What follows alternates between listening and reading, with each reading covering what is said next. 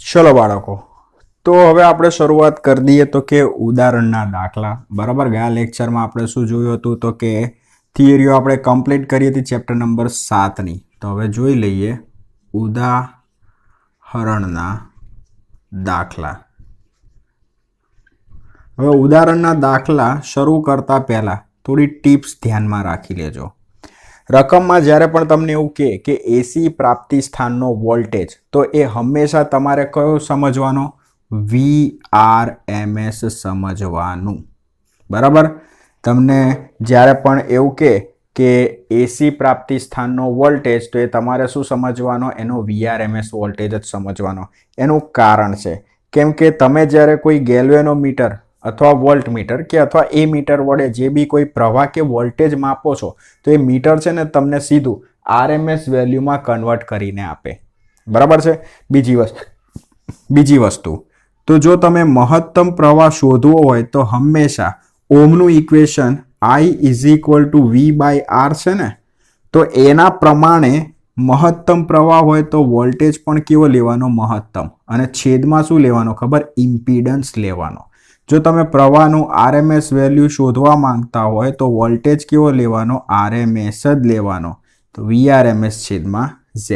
આટલી બાબત ધ્યાનમાં રાખશો ને તો તમને ચેપ્ટર નંબર 7ના દાખલાઓમાં કોઈ પ્રોબ્લેમ નહીં થાય. તો હવે ધીરે ધીરે શરૂઆત કરી દઈએ. તો સૌથી પહેલું જે દાખલો છે એમાં એવું કીધું છે 220 વોલ્ટ સપ્લાય માટે, એટલે તમારો આ શું થયો? એસી પ્રાપ્તિ સ્થાન થયો. એટલે તમારે શું લખવાનું? VRMS બરાબર 220 વોલ્ટ સમજવાનું. બીજું, વિદ્યુત બલ્બ 100 વોટનું રેટિંગ ધરાવે છે, એટલે પાવર આપી દીધો. કેટલું? 100 વોટ. પછી તમને શું કીધું છે? સૌથી પહેલા સ્ત્રોતના બલ્બનો અવરોધ, એટલે તમારે શું શોધવાનું છે? R શોધવાનો છે. જે બલ્બ છે ને એ બલ્બનો અવરોધ શોધવાનો છે. તો તમારે કરવાનું શું? સૌથી પહેલા તો આપણી જોડે ઇક્વેશન છે P = I²R. એમાં I ની જગ્યાએ શું મૂકી દેવાનું? V/R મૂકી દેવાનું અને એનો સ્ક્વેર ઇન્ટુ R. કૌંસ ખોલ નાખીએ તો V²/R² ઇન્ટુ R થશે. એક R કેન્સલ, તો P બરાબર આપણને શું મળશે? V²/R મળશે. તો અહીંયા વોલ્ટેજ તમારે કયો લેવાનો? RMS વોલ્ટેજ, એનો સ્ક્વેર છેદમાં R. હવે એમાં હું R ને કરતા બનાવી દઉં તો VRMS એનો સ્ક્વેર છેદમાં પાવર. VRMS છે આપણી જોડે 220, તો એનો સ્ક્વેર છે ને, તો હું આવી રીતે લખી શકું 220 × 220. પાવર કેટલો છે? 100 વોટ. તો મીંડી ગઈ, તો મને કેટલો મળશે? 484 ઓહમ મળશે. બરાબર. પછી તમને રકમમાં શું કીધું છે? બલ્બ વોલ્ટેજનું મહત્તમ મૂલ્ય, એટલે VM શોધવાનો છે. તો આ તો આવડે. આપણી જોડે ઇક્વેશન છે VRMS = VM/√2. હવે VM શોધવો છે તો સીધી વાત છે કે VM ને હું કરતા બનાવીશ તો VRMS × √2. હવે VRMS કેટલા છે? 220. √2 ની વેલ્યુ કેટલી? 1.414. બેની ગણતરી મારશો તો કેટલા મળશે તમને? 311 વોલ્ટ મળી જશે. તો એકદમ ઈઝી થઈ ગયું. પછી તમને C શું શોધવાનું કીધો છે? તો બલ્બમાંથી વહેતો RMS પ્રવાહ, એટલે IRMS શોધવાનું છે. તો આપણી જોડે કઈ કઈ વેલ્યુ છે? તો પહેલા તો એ ચેક કરો. IRMS શોધવો હોય,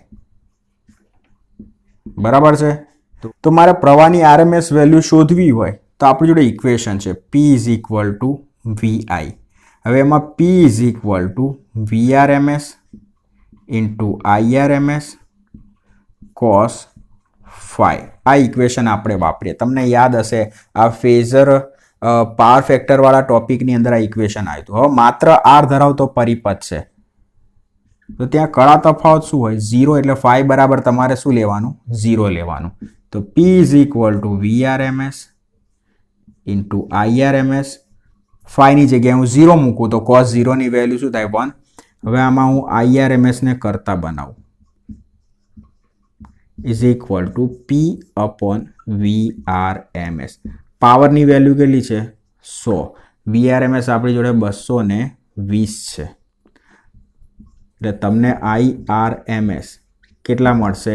તો બેની ભાગાકાર કરીએ તો આપણને મળશે 0.454 એમ્પિયર મળે. તો આ તમારો થયો ઉદાહરણ નંબર 1.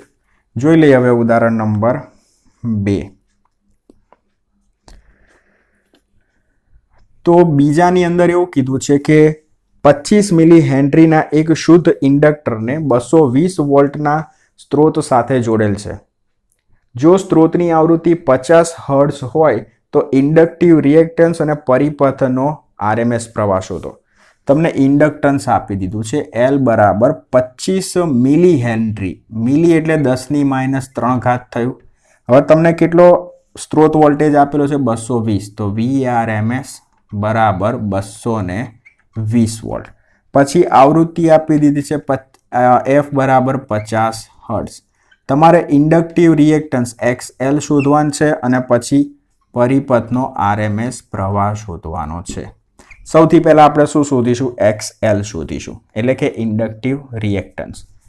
તો સૌ પ્રથમ inductive reactance XL is equal two omega L થાય, પણ ઓમેગા નથી આપણી જોડે, કશો વાંધો નહીં. 2πf ઇન્ટુ L થશે. 2 ગુણ્યા 3.14, Fની વેલ્યુ 50, Lની વેલ્યુ 25 10⁻³ હવે જુઓ 50 ગુણ્યા 2 એટલે કેટલા? 100 થાય. 100 ગુણ્યા 3.14 એટલે કેટલા થાય? 314 ગુણ્યા 25 10⁻³ હવે 314 ગુણ્યા 25 કરો અને ભાગ્યા 1000 કરો તો XLની વેલ્યુ કેટલી આવશે ખબર? 7.85 ઓહ્મ. બરાબર, ગણતરી મારી શકો છો, એમાં કશું જ ખોટું નથી. ઇન્ડક્ટિવ રિએક્ટન્સ મળી ગયો. હવે તમારે RMS પ્રવાહ શોધવાનો છે. તો RMS પ્રવાહ, તો મેં તમને કીધું જો RMS પ્રવાહ શોધવો હોય તો ઓહમનું ઇક્વેશન વાપરવાનું, એમાં વોલ્ટેજ RMS લેવાનો અને આરની જગ્યાએ શું લખવાનું? ઇમ્પિડન્સ Z લખવાનું. તો VRMS છેદમાં Z. Z એટલે પહેલા શું લખવાનું? હવે તમને પરિસ્થિતિ પ્રમાણે ઇમ્પિડન્સ લખતા શીખવાડું. VRMS છેદમાં Z એટલે આપણે શું લખવાનું? સૌથી પહેલા LCR શ્રેણી પરિપથ માટે ઇમ્પિડન્સનું ઇક્વેશન XL - XC². પરિપથમાં શું આપેલ છે? ખાલી ઇન્ડક્ટર આપેલ છે. તો R અને XC ની વેલ્યુ શું કરવાની? અવગણી નાખવાની. તો તમારું સમીકરણ VRMS છેદમાં અંડરરૂટ આ 0 વત્તા XL, XC ની વેલ્યુ 0² એટલે VRMS છેદમાં અંડરરૂટ XL² વર્ગ છે એનું વર્ગમૂળ, તો VRMS છેદમાં XL. VRMS આપણી જોડે જુઓ કેટલા? 220 છે. XL ની વેલ્યુ હમણાં જ ક્યાંક શોધી? 7.85. તો તમને RMS પ્રવાહ કેટલો મળશે? તો 220 ભાગ્યા 7.85 કરીએ તો 28 એમ્પિયર મળશે. ખ્યાલ આવ્યો? તો આ રીતે તમે શું કરી શકો? શોધી શકો. ચલો જોઈ લઈએ આગળ દાખલા નંબર 3.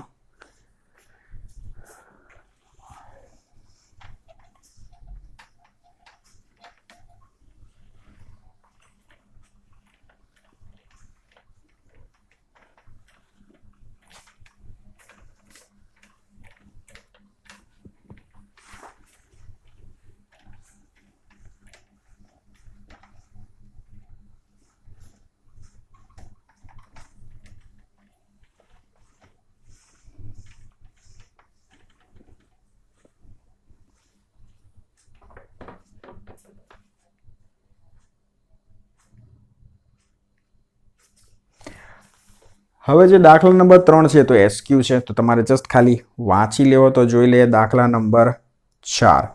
તો ખાસ ત્યાં રકમમાં એવું કીધું છે કે 220 વોલ્ટ 50 હર્ટ્ઝ સ્ત્રોત સાથે 15 માઇક્રોફેરેડે કેપેસિટર જોડવામાં આવેલ છે.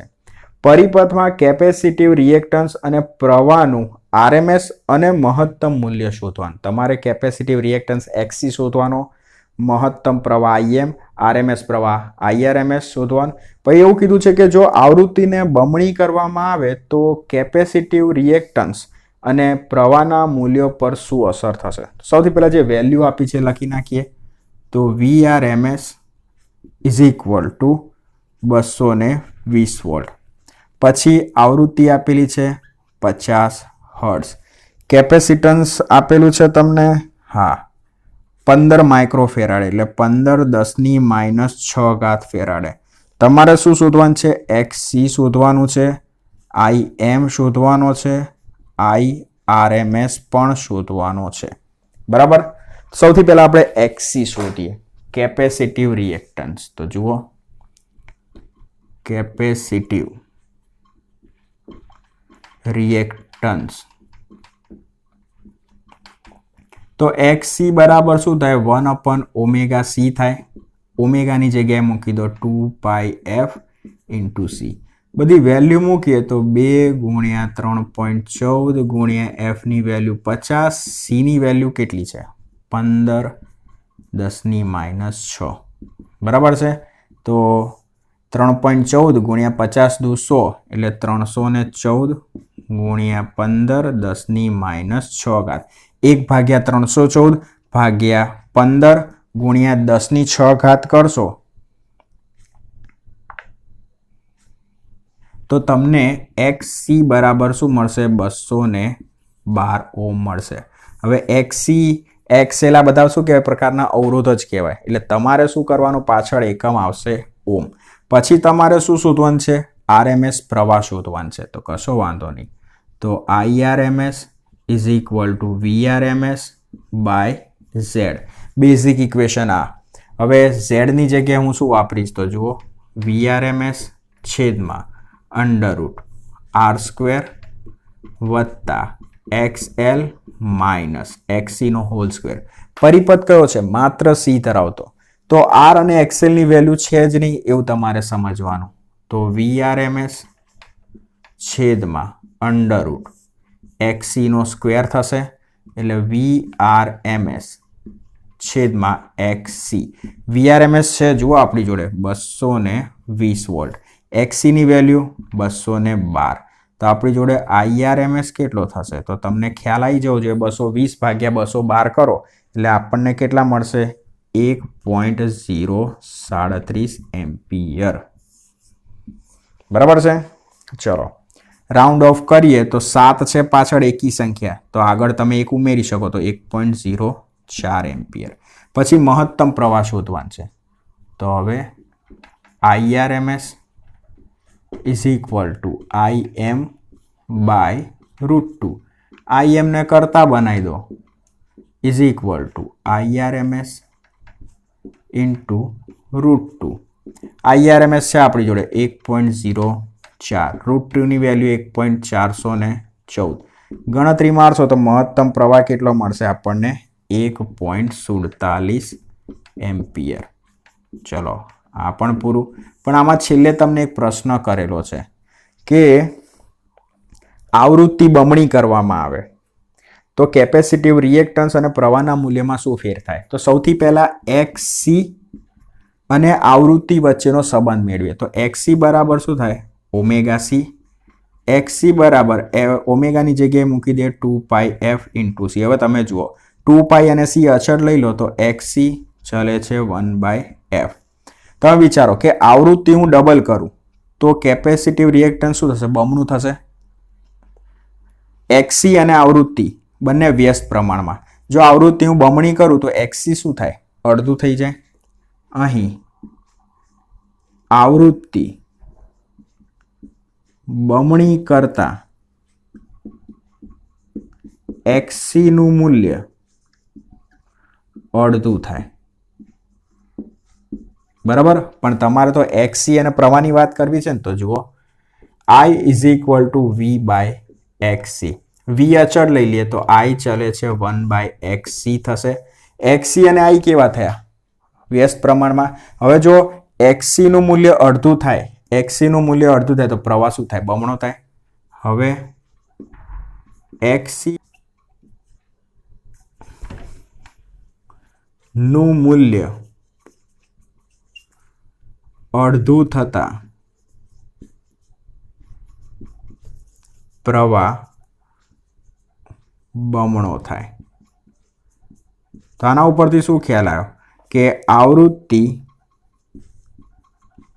બમણી કરતા કેપેસિટિવ રિએક્ટન્સ નું મૂલ્ય અડધું તથા પ્રવાહ નું મૂલ્ય બમણું થાય. બરાબર. તો આ થયા તમારા 4 દાખલા. જોઈશું હવે બીજા નેક્સ્ટ લેક્ચરમાં. ઓકે.